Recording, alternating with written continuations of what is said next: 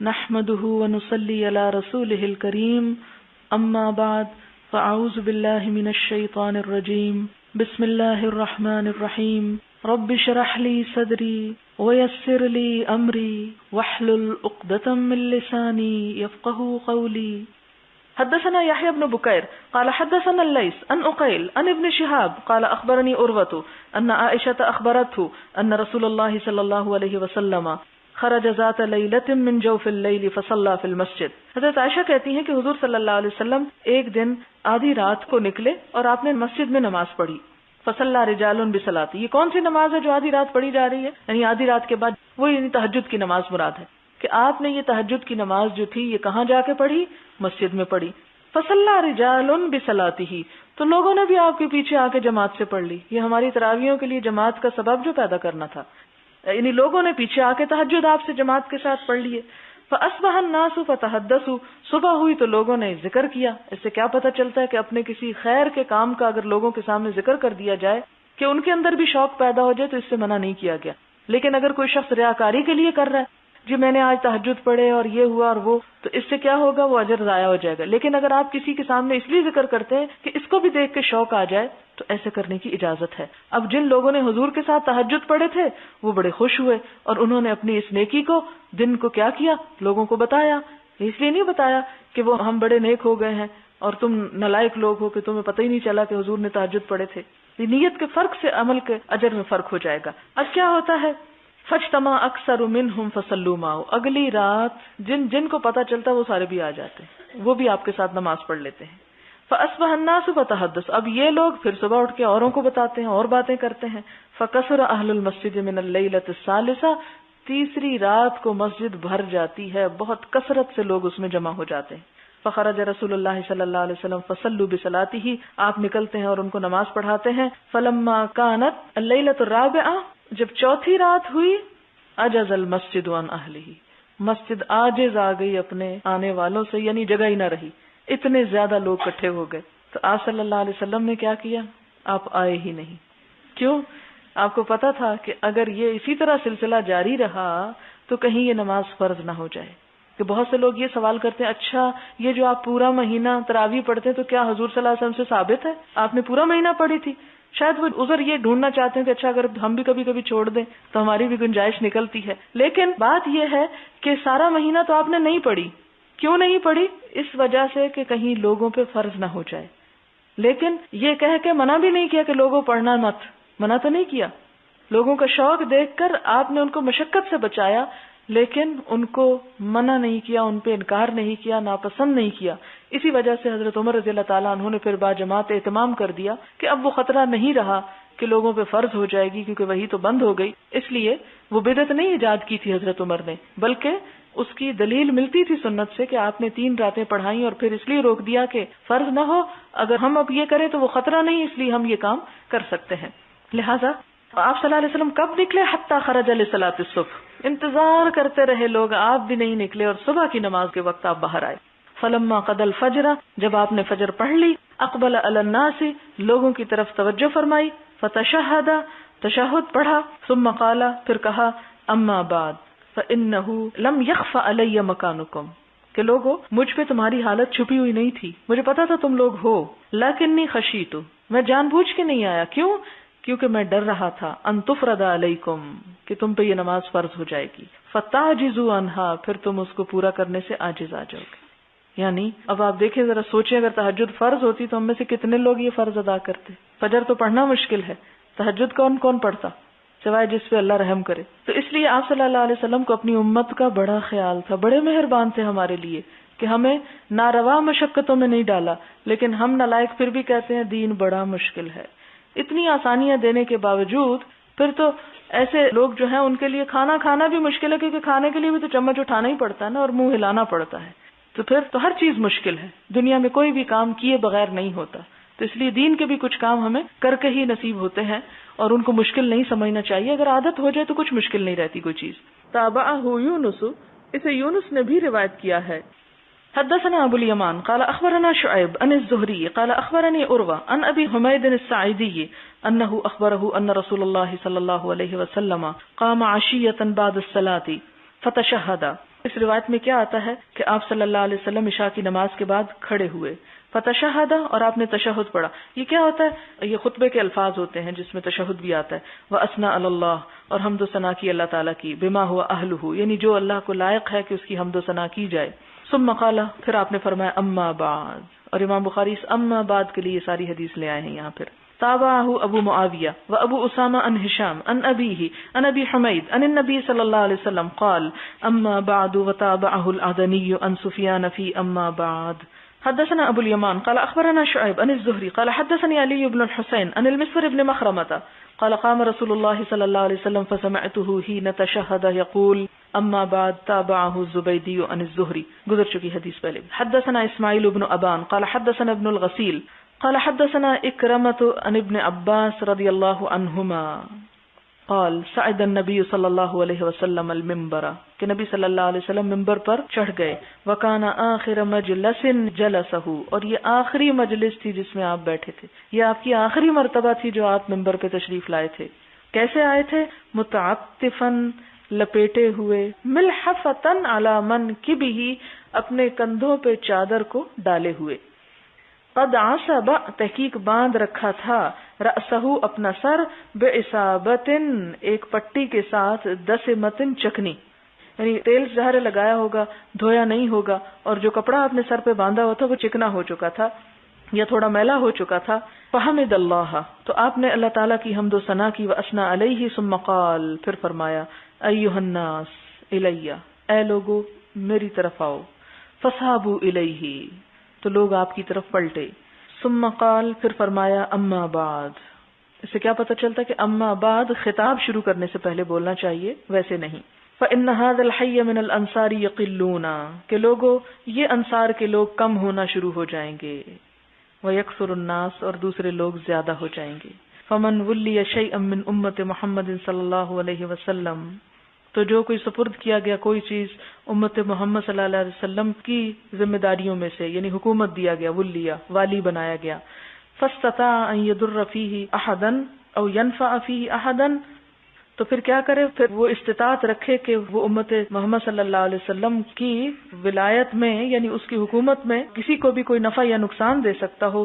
فليقبل من محسنهم، تو اس کو کیا کرنا چاہیے کہ قبول کر لے اپنے محسن میں سے، وَيَتَجَاوَزَ عَنْ مُسِيئِهِمْ، اور تجاوز کر لے ان کی برائی کرنے والے میں سے. مراد اس سے کیا ہے اس حدیث سے؟ نمبر ایک تو یہ کہ آپ صلی اللہ علیہ وسلم نے آخری خطبہ ارشاد جب فرمایا تو آپ نے یہ خطبہ بیٹھ کے دیا. ٹھیک، اس سے کیا پتہ چلتا ہے؟ پیچھے پڑ چکے نا کھڑے ہو کے دینا، یہاں کیا پتہ چلتا ہے؟ بیٹھ کے بھی دیا جا سکتا ہے. دوسری بات یہ ہے کہ خطبہ دیتے ہوئے اگر سر پہ کوئی کپڑا امام کے بندھا ہے، یا سر درد ہے، یا کوئی اس کے جسم پہ ایسی چیز ہے جو عام حالات میں نہیں ہوتی، تو اس کی اجازت ہے. پھر اسی طرح یہ ہے کہ آپ صلی اللہ علیہ وسلم نے انصار کے بارے میں فرمایا کہ اب تو بہت ہیں، بعد میں یہ کم ہو جائیں گے. اس کا کیا معنی ہے؟ ایک معنی تو یہ ہو سکتا ہے کہ آہستہ آہستہ انصار دنیا سے رخصت ہو جائیں گے. دوسرا معنی کیا ہو سکتا ہے کہ انصار جیسے کام کرنے والے دنیا میں کم ہو جائیں گے. یعنی انصار نے کیا کیا تھا؟ مکہ سے آنے والوں کو، مہاجرین کو پناہ دی تھی، تو اب ایسی پناہیں دینے والے اور مدد کرنے والے لوگ جو ہیں وہ کم ہو جائیں گے. اور کیا بات پتہ چلتی ہے کہ پھر محمد صلی اللہ علیہ وسلم کی امت میں کوئی کچھ حکومت پیدا کرے جس کی وجہ سے کسی کو نفع اور نقصان پہنچا سکتا ہے، تو اس کو چاہیے کہ انصار کے نیک لوگوں کی نیکی منظور کرے اور ان کی برائی سے درگزر کرے. مراد یہ ہے کہ میرے بعد جو بھی کوئی امیر آئے گا وہ کیا کرے؟ یہ محسن لوگ ہیں انصار، تو ان سے اگر کوئی بھلائی ہو جائے تو اس کی قدردانی کرے، اور اگر ان سے کوئی برائی ہو جائے تو ان سے درگزر کرے. یعنی ایک طرح سے آپ صلی اللہ علیہ وسلم انصار کے ساتھ حسن سلوک کی تلقین کر رہے ہیں امت کو. کیوں؟ پیچھے بھی آپ کتاب الایمان میں پڑھ چکے ہیں نا کہ ان کی محبت ایمان کا حصہ ہے. اس لیے کہ آپ صلی اللہ علیہ وسلم کا یہ طریقہ تھا کہ جو آپ پر کوئی بھی احسان کرتا، آپ اس کے احسان کو زندگی بھر یاد رکھتے اور اس کا بہتر طریقے سے جواب دیتے. تو انصار نے جو آپ اور آپ کے ساتھیوں پر احسان کیا تھا، اس کے صلے میں آپ سب باقی رہنے والوں کو تلقین کر رہے ہیں کہ جیسے میں ان کے احسان کا جواب بھلائی سے دیتا تھا اور ان کی خطاؤں سے درگزر کرتا تھا، تم بھی ان کے ساتھ یہی معاملہ کرنا. باب القعدۃ بین الخطبتین، دو خطبوں کے درمیان بیٹھ جانا تھوڑی دیر کے لیے، یوم الجمعہ، جمعہ کے دن. حدثنا مسدد قال حدثنا بشر بن المفضل قال حدثنا عبید اللہ بن عمر عن نافع عن عبد اللہ بن عمر رضی اللہ عنہما قال كان النبی صلی اللہ علیہ وسلم يخطب خطبتین يقعد بینہما. حدیث میں کیا آ رہا ہے کہ نبی صلی اللہ علیہ وسلم جمعے کے دن 2 خطبے پڑھتے اور 2 کے درمیان تھوڑی دیر کے لیے بیٹھ جاتے تھے. باب الاستماع الى الخطبۃ یوم الجمعہ، جمعہ کے دن خطبے کو غور سے سننا. استماع کا معنی ہوتا ہے غور سے سننا، توجہ سے سننا، کان لگا کے سننا. حدثنا آدم قال حدثنا ابن ابي ذئب عن الزهري عن ابي عبد الله الاغر عن ابي هريره رضي الله عنه قال قال النبي صلى الله عليه وسلم اذا كان يوم الجمعه، کہ جب جمعے کا دن ہوتا ہے، وقفت الملائکۃ علی باب المسجد یکتبون الاول فالاول ومثل المہجر، مہجر کا معنی جلدی آنے والا، دوپہر کو جلدی آنے والا. حجیرہ اور حاجرہ کا لفظ آپ پڑھ چکے ہیں. کمثل الذی یہدی بدنۃ ثم کالذی یہدی بقرۃ ثم کبشا ثم دجاجۃ ثم بیضۃ فاذا خرج الامام طووا صحفهم ويستمعون الذکر. یستمعون الذکر سے باب کا معنی آ رہا ہے کہ پیچھے چونکہ حدیث گزر چکی اس لیے سارا ترجمہ نہیں کیا کہ آپ صلی اللہ علیہ وسلم نے کیا فرمایا کہ جو شروع میں لوگ آتے ہیں ان کے تو 1 2 3 4 5 نمبر ان کو دے دیے جاتے ہیں، اور اس کے بعد فرشتے کیا کرتے ہیں، جب زیادہ لوگ آنے لگتے ہیں رجسٹر بند کر کے خطبہ سننے لگتے ہیں. تو ہمیں کیا کہا گیا کہ اگر فرشتے خطبہ سن رہے ہیں تو تمہارے لیے تو ویسے ہی خطبہ ہے، اور چونکہ خطبہ نماز کا ایک حصہ ہے جمعے کے دن، اس لیے تم بھی اس کو غور سے سنو. یعنی اگر فرشتے غور کر رہے ہیں تو تمہیں بھی ان کی پیروی کرنی چاہیے. باب اذا رأى الامام رجلا جاء وهو يخطب امره ان يصلي ركعتين. اب خطبے میں ویسے تو غور سے سننا چاہیے، لیکن کیا کچھ کیا جا سکتا ہے کہ جو اس کی حرمت کو پامال نہیں کرے گا. مثلا نمبر 1 کہ انسان خطبہ ہوتے ہوئے بھی مسجد کے 2 نفل پڑھ لے. یعنی مثلا انسان مسجد میں گیا ہے، امام خطبہ شروع کر چکا ہے، اب وہ کیا کرے، سب کچھ چھوڑ کے صرف بیٹھ کے سننے لگ جائے؟ نہیں، وہ 2 نفل جو مسجد میں داخل ہونے کے ہیں وہ پڑھ کے پھر آ کے خطبہ سنیں، اس کی اجازت ہے. حدثنا ابو النعمان قال حدثنا حماد بن زید عن عمرو بن دینار عن جابر بن عبد الله قال جاء رجل والنبي صلی اللہ علیہ وسلم، ایک شخص آیا جس کا نام سلیق غطفانی تھا، اور نبی صلی اللہ علیہ وسلم یخطب الناس یوم الجمعہ، جمعہ کے دن خطبہ دے رہے تھے. فقال، تو آپ نے فرمایا، صلیت یا فلان، خطبہ چھوڑ کے آپ نے اس شخص کو جو آ کے چپ کر کے بیٹھ گیا تھا پوچھا کہ اے فلان نماز پڑھ لی تو نے؟ قال لا، اس نے کہا نہیں. قال، فرمایا، قم فرقہ، اٹھو اور نماز پڑھ لو. فرقہ یہاں نماز پڑھنے کے لیے ہے، اور مسلم کی روایت میں آتا ہے کہ ہلکی پھلکی 2 رکعتیں پڑھ لو. یہاں صرف نماز پڑھنے کا آیا ہے. اس سے کیا پتہ چلتا ہے کہ خطبے کے دوران ضروری بات امام اپنی بات کو روک کے کسی کو کہہ سکتا ہے. باب من جاء والامام یخطب صلی رکعتین خفیفتین، خطبہ ہو رہا اور کوئی مسجد آئے تو 2 ہلکی پھلکی رکعتیں پڑھ لے. حدثنا علی بن عبد اللہ قال حدثنا سفیان عن عمرو سمع جابر قال دخل رجل يوم الجمعة والنبي صلی اللہ علیہ وسلم یخطب فقال صلیت قال لا قال فصلی رکعتین. اوپر اور یہ بات ایک ہی ہے، لیکن اوپر قم فرقہ کا لفظ اور یہاں فصلی رکعتین. باب رفع الیدین فی الخطبہ، خطبے کے دوران ہاتھوں کو اٹھا لینا.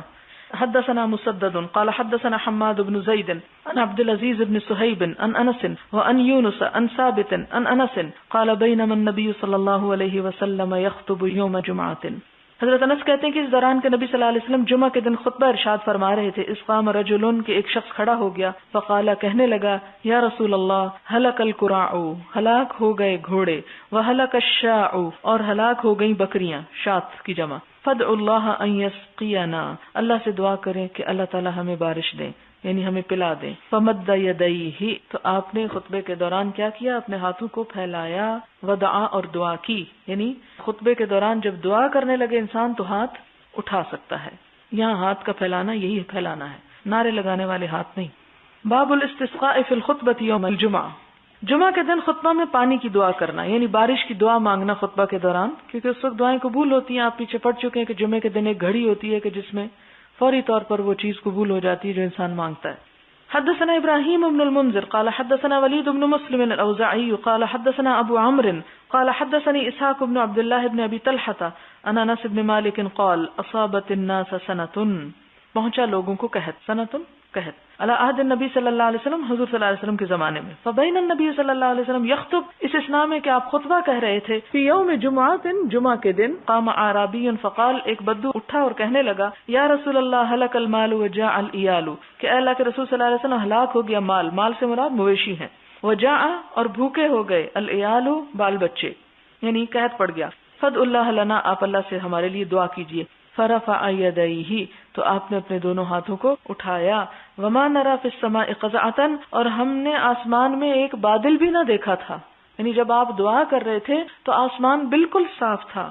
فوالذی نفسی بیدہ، پس قسم اس ذات کی جس کے ہاتھ میں میری جان ہے. ما وضعہما، نہ رکھا آپ نے ان دونوں ہاتھوں کو. حتی سار السحاب امثال الجبال، یہاں تک کہ امڑ آئے. سارا کا مطلب ہوتا ہے ابھرنا.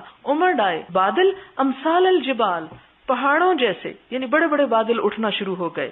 ثم لم ينزل عن منبرہ، پھر ابھی نہ اترے تھے آپ اپنے منبر سے. حتی رأیت المطر، یہاں تک کہ میں نے دیکھا بارش کو. یتحادر علی لحیتہ، کہ آپ کی داڑھی مبارک سے بھی پانی کے قطرے ٹپک رہے تھے. یعنی اتنا برسا بادل کہ آپ سارے بھیگ گئے اور چہرہ اتنا بھیگ گیا کہ بارش کے قطرے آپ کے چہرے سے ٹپک رہے تھے صلی اللہ علیہ وسلم. فمطرنا یومنا ذالک، تو بارش دیے گئے ہم اپنے اس دن. ومن الغد، اور اس کے بعد اگلے دن. وبعد الغد، اور اس سے اگلے دن. والذی یلیہ حتی الجمعہ، اور اس دن تک کہ جمعہ آ گیا. یعنی جمعے سے جمعے تک بارش ہوتی رہی.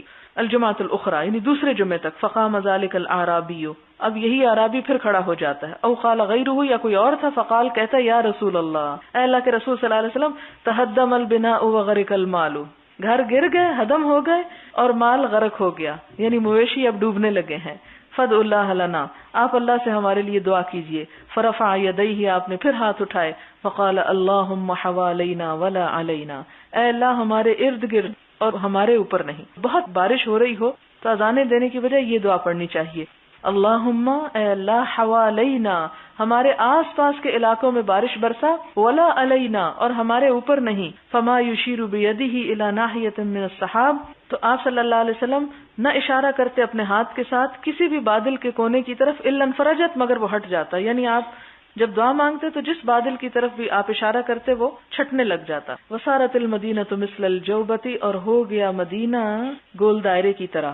وصال الوادی قناۃ شہرن، اور قنات کا نالا جو ہے وہ بہتا رہا شہرن، ایک مہینے تک. ولم یجی احد من ناحیۃ، اور کوئی ایسا نہ ہوا کہ جو آ رہا ہو آس پاس کے علاقوں سے. الا حدث بالجود، مگر اس نے بارش کی بات کی. یعنی اب مدینے سے بادل چھٹ گئے، گول دائرے کی طرح مدینہ بن گیا اور سارے بادل کناروں پہ چلے گئے.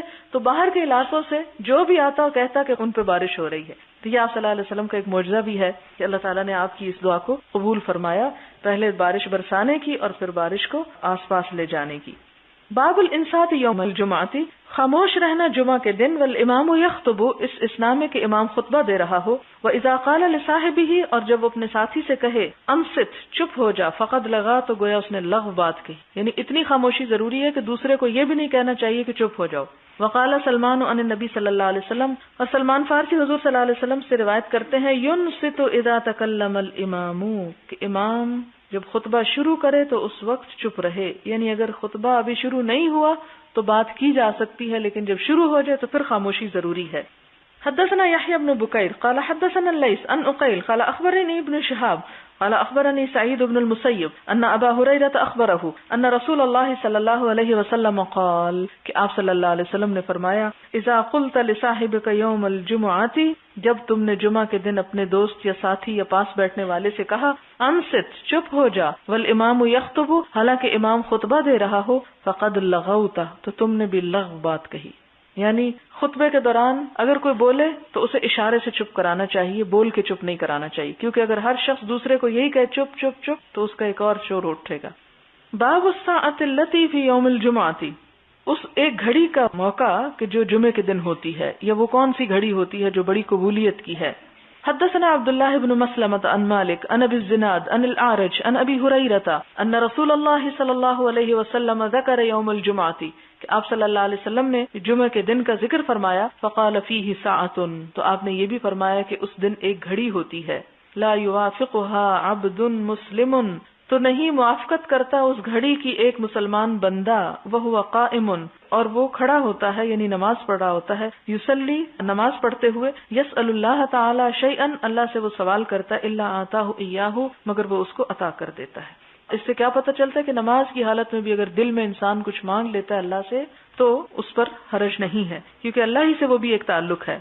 واشار بیدہ یقللها، اور آپ صلی اللہ علیہ وسلم نے اپنے ہاتھ سے اشارہ کر کے بتایا کہ وہ تھوڑی سی ہے، یعنی چھوٹی سی گھڑی ہے، لمبا وقت نہیں ہوتا، بس وہ آتی اور چلی جاتی. اس وقت اگر کسی کو مانگنے کی توفیق ہو جائے، یعنی اس دل کا اللہ کی طرف مائل ہونا اور اس گھڑی کا آنا اکٹھے ہو جائیں، تو وہ فوراً وہ دعا سن لی جاتی. پھر آپ کہیں گے کہ وہ گھڑی کون سی؟ تو یہ دراصل پوری اس نماز میں خشوع و خضوع اور اللہ سے تعلق جوڑے رکھنے کی طرف اشارہ ہے کہ انسان پھر اگر حریص ہوگا کہ مجھے وہ گھڑی مل جائے تو وہ پھر غافل نہیں ہوگا، پھر سارا وقت وہ اللہ تعالیٰ ہی کی طرف مائل رہے گا. اور اس میں پھر بہت سی روایات کے مطابق کچھ اختلاف ہو گیا لوگوں میں. بعض کہتے ہیں کہ یہ امام کے ممبر پر بیٹھنے سے شروع ہوتی ہے، بعض کہتے ہیں کہ نماز پوری ہونے پہ ختم ہو جاتی ہے.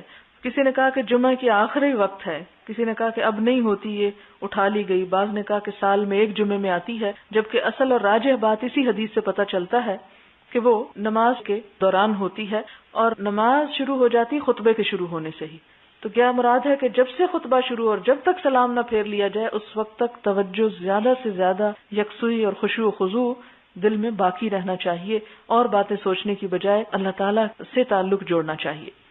باب اذا نفر الناس عن الامام فی صلاۃ الجمعۃ فصلاۃ الامام ومن بقی جائزۃ. اذا جب نفر چل پڑے، الناس لوگ، عن الامام امام سے ہٹ کے، فی صلاۃ الجمعۃ جمعہ کی نماز میں، یعنی جمعہ ہو رہا ہے اور کچھ لوگ خطبہ سن کے چل پڑے، فصلاۃ الامام ومن بقی جائزۃ، تو امام کی نماز اور جو باقی ہیں وہاں وہ جائز ہے. مثلا اگر کچھ لوگ آئے، مسافر تھے، خطبہ ہو رہا تھا، انہوں نے سوچا چلے ہم بھی خطبہ سن لیتے ہیں، وہ بیٹھ کے سنتے رہے، پھر اس کے بعد چلے گئے، تو کیا ان کے جانے سے باقی لوگوں کی نماز پہ تو نہیں کوئی اثر ہوگا؟ نہیں، وہ ہو جائے گی.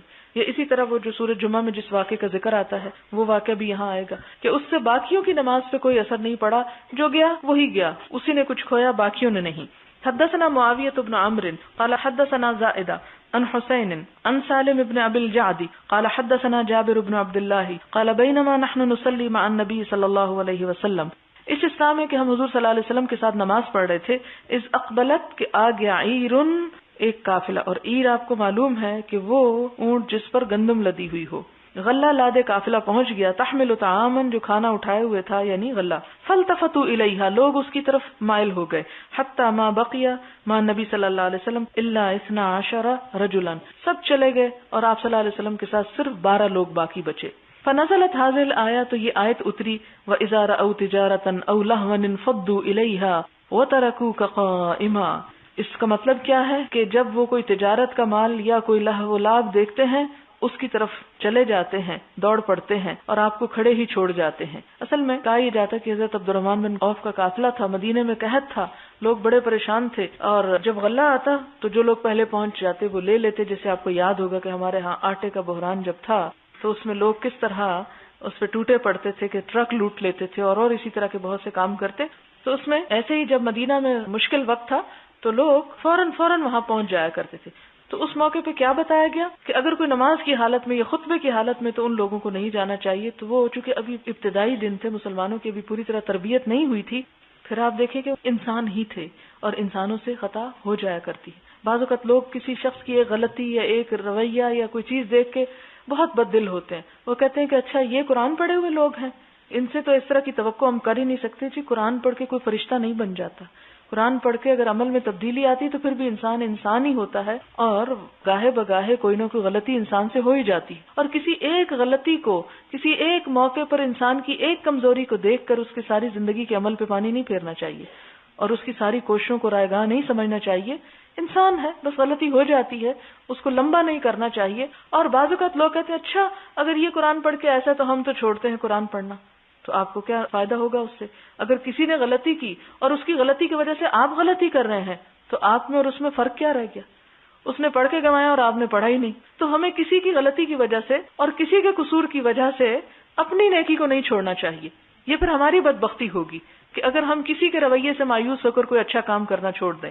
تو اب یہ دیکھیں کہ صحابہ کرام جو کہ حضور صلی اللہ علیہ وسلم کی نظروں کے سامنے تھے، آپ پہ اپنی جان مال ہر چیز قربان کرنے والے تھے، لیکن انسان ہے نا، بھوک انسان کو مجبور کر دیتی ہے، انسانی ضروریات انسان کو پریشان کر دیتی ہیں. تو ایسی حالت میں اگر کسی سے کوئی انسان ہونے کے ناطے کمزوری یا کوتاہی ہو جائے تو اس کو پکڑ کے بیٹھ نہیں جانا چاہیے، اس کو معاف کر دینا چاہیے، ان چیزوں سے درگزر کرنا چاہیے. آپ صلی اللہ علیہ وسلم یہ بھی کر سکتے تھے کہ ان کو ڈانٹ ڈپٹ کے واپس بلاتے یا کچھ کرتے، لیکن اللہ تعالیٰ کی وحی کا انتظار کیا کہ اب اس معاملے میں معلوم نہیں کیا فیصلہ آتا ہے، اور بڑی شدید قسم کی وحی آئی.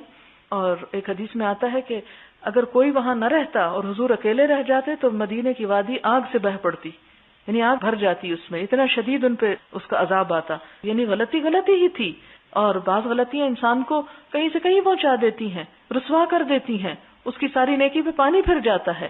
لیکن بہرحال انسان ہے، جب توبہ کر لیتا ہے اور آئندہ سے وہ نہ کرنے کا عزم کرتا ہے تو اللہ تعالیٰ معاف بھی کر دیتے ہیں اور اس کے لیے آسانی بھی پیدا کر دیتے ہیں. تو ان چیزوں کو انسان کو اپنے ذہن میں رکھنا چاہیے اور انسانوں کو انسان سمجھنا چاہیے، فرشتے نہیں.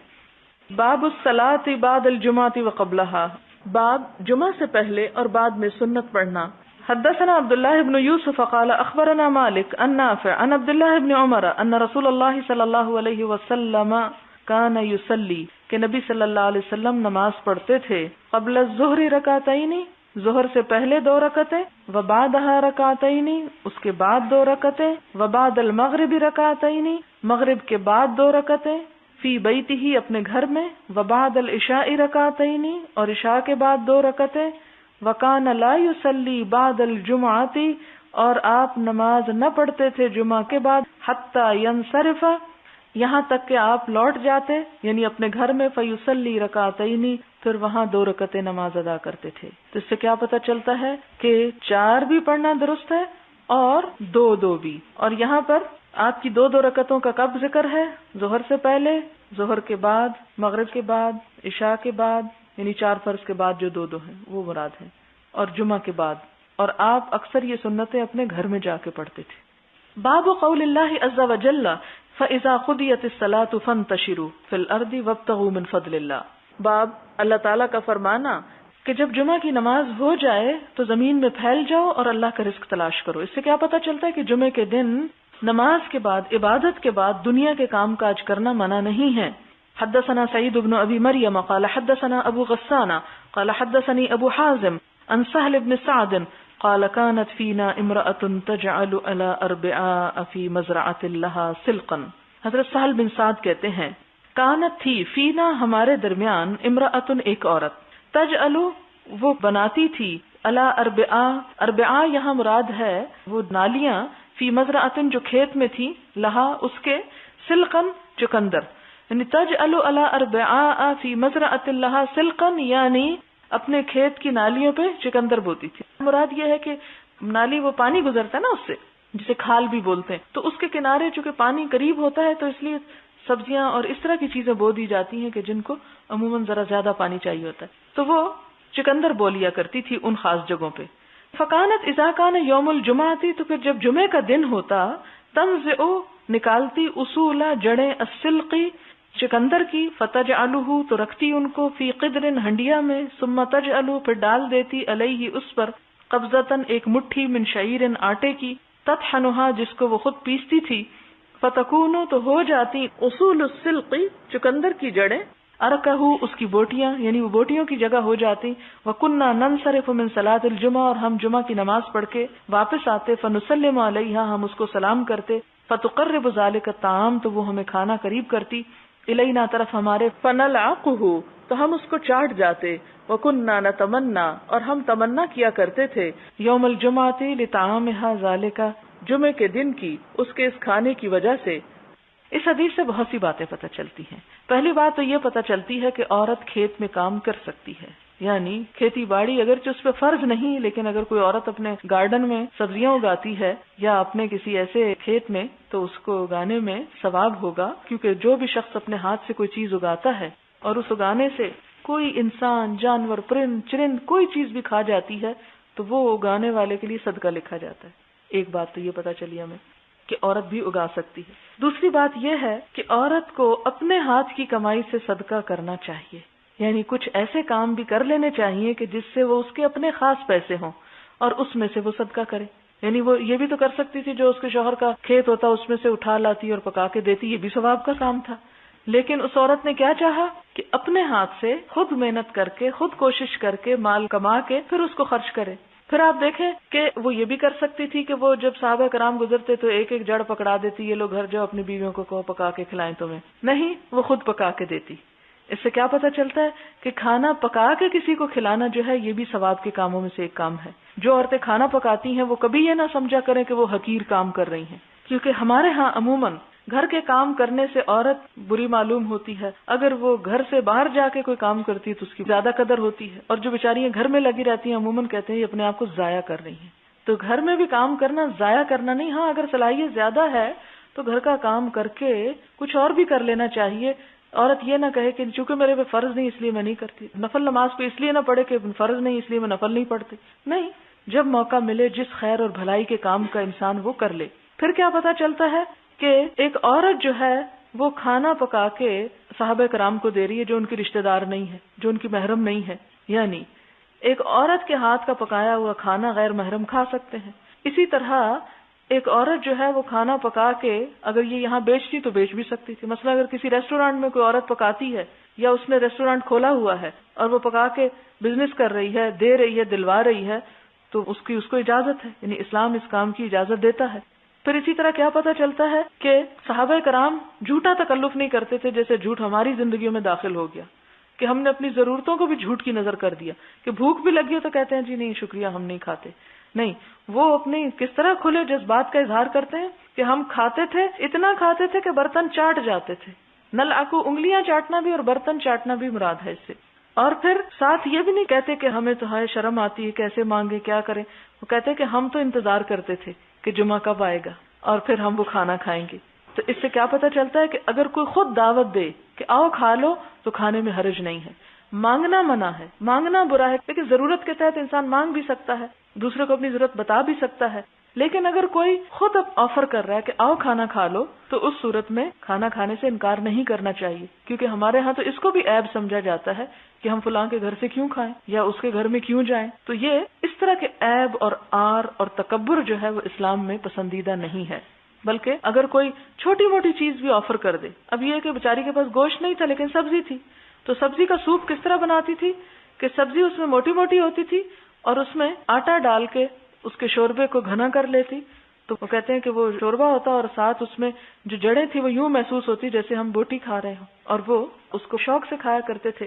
تو یعنی ایک حدیث میں بہت ساری حکمت کی باتیں ہیں، لیکن افسوس کہ یہ سارے طریقے ہم سے بالکل ختم ہو کے رہ گئے. اور امام بخاری یہ حدیث کس لیے لائے ہیں کہ جب نماز پڑھ چکو تو زمین میں پھیل جاؤ اور اللہ کا فضل تلاش کرو. اگر فضل سے مراد یہاں کیا ہے، وہ عورت کا پکا پکایا کھانا آفر کرنا، تو یہ فضل ہے، اس کو انسان کھا سکتا ہے، لے سکتا ہے، اور اسے اللہ کا فضل سمجھ کے لے لینا چاہیے. اور اس میں آتا نا ایک حدیث میں جیسے کہ ایک دفعہ حضرت عمر رضی اللہ تعالیٰ عنہ کو حضور نے کچھ دیا تو آپ نے اس کو لینے سے انکار کیا، تو آپ نے کہا کہ نہیں، انکار نہ کرو، جب بغیر مانگے تمہارے پاس کوئی چیز خود آ جائے تو فخذہ، اس کو لے لو، فتمولہ، اس کو اپنا مال سمجھو، لیکن بغیر اجازت نہیں لینی چاہیے، اور مانگ کے ہاتھ پھیلا کے بھیک مانگنا جو ہے وہ ناپسندیدہ ہے. لیکن اگر کوئی چیز اللہ کی رحمت یا فضل کا حصہ ہے تو اس میں